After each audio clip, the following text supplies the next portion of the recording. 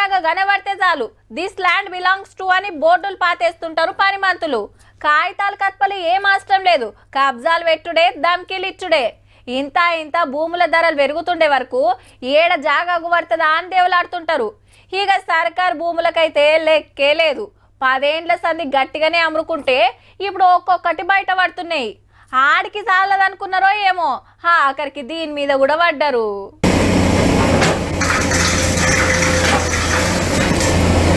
Right, ఇక మూసీలకు సుత దిగింది హైడ్రా.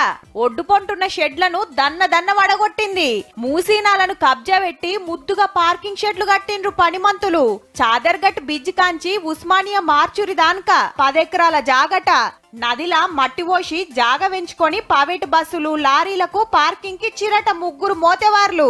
ఎన్నేండ్ల సంధి నడుస్తుందో గాని ఈ నడుమ హైడ్రాకు కంప్లైంట్ అందే వరకు అచ్చి చూస్తే అమ్రుకుంది వాస్తవమేనని తేలింది. ఇగేముంది, ఇయాల బుల్డోజర్లు దిగినే మొత్తం పొతం పెట్టినాయి. ఇంకా సోక్కమైన పనని ఒకలు హైకోర్టు కురికి ఆపిచ్చిండట ఇప్పటి మందం. ఇన్ని రోజులు చెరువులు పార్కులు నాలాల సుట్టే తిరిగిన హైడ్రా బుల్డోజర్ ఇక మూసీ కబ్జాల మీద నజరేసింది. జర చూసుకోర్రి మరి.